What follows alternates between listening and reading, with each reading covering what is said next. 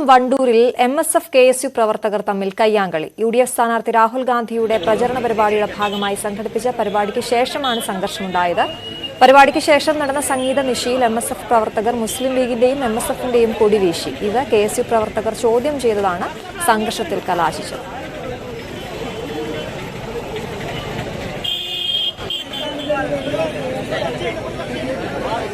വിവരങ്ങളുമായി CV അനുമോദ് ചേരുന്നു. അനുമോദ്, എന്താണ് സംഭവിച്ചത്?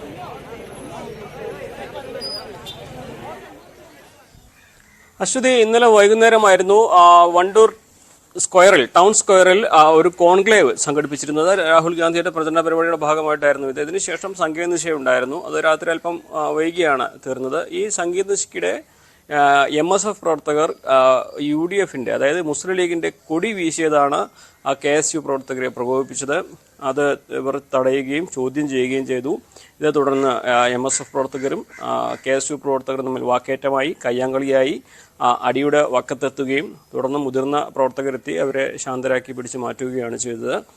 നമുക്കറിയാം, രാഹുൽ ഗാന്ധി ഇത്തവണ വയനാട്ടിൽ പ്രചാരണത്തിലെത്തുമ്പോൾ എവിടെയും മുസ്ലിം ലീഗിൻ്റെയോ കോൺഗ്രസിൻ്റെയോ പോലും കൊടികൾ ഉപയോഗിക്കുന്നില്ല.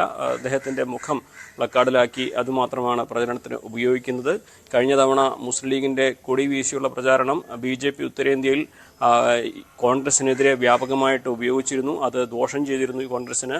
അതിൻ്റെ ഒരു അനുഭവത്തിലാണ് ഇത്തവണ കൊടികളൊന്നും വേണ്ട എന്ന തീരുമാനത്തിലേക്ക് കോൺഗ്രസ് എത്തിയത്. അതുകൊണ്ട് തന്നെ ഇത്തരത്തിലുള്ള പ്രചാരണത്തിൽ എവിടെയും ലീഗിൻ്റെയോ കോൺഗ്രസിൻ്റെയോ കൊടികളും ഉപയോഗിച്ചിരുന്നില്ല. ആ ഒരു സാഹചര്യത്തിൽ കൂടിയാണ് രാഹുൽ ഗാന്ധിയുടെ പ്രചരണത്തിന് വേണ്ടി സംഘടിപ്പിച്ച ഈ കോൺക്ലേവിൽ MSF പ്രവർത്തകർ ലീഗിൻ്റെ പതാക വീശിയത്, കൊടി വീശിയത് KSU പ്രവർത്തകർ ചോദ്യം ചെയ്തത്. എന്നാണെങ്കിൽ ഇതൊരു വലിയ സംഘർഷത്തിലേക്കൊന്നും പോയില്ലെങ്കിൽ പോലും ഇത്തരത്തിലൊരു വാക്കേറ്റവും കയ്യാങ്കളിയും തെരഞ്ഞെടുപ്പിൻ്റെ പടിവാതിൽക്കൽ എത്തി നിൽക്കെ ഉണ്ടായത് UDFനെ സംബന്ധിച്ച് ചെറിയ പ്രതിസന്ധി ഉണ്ടാക്കുന്നുണ്ട്. ഇതിൽ നേതൃത്വമൊന്നും പ്രതികരിക്കില്ല എന്ന നിലപാടാണ് സ്വീകരിച്ചിട്ടുണ്ടെങ്കിൽ പോലും മറ്റ് മുന്നണികൾ LDFും NDAയും ഇത് വലിയ പ്രചാരണ വിഷയമാക്കുമെന്ന് ഉറപ്പാണ്. കാരണം നിലവിൽ തന്നെ മുഖ്യമന്ത്രി എല്ലാ വേദികളിലും വയനാട്ടിലെ ലീഗിൻ്റെ കൊടി ഉപയോഗിക്കാൻ പോലും കഴിയുന്ന സാഹചര്യമല്ല എന്ന വിമർശനം ഉയർത്തുന്നുണ്ട്. BJPയും അത് വ്യാപകമായിട്ട് ഉപയോഗിക്കുന്നുണ്ട്.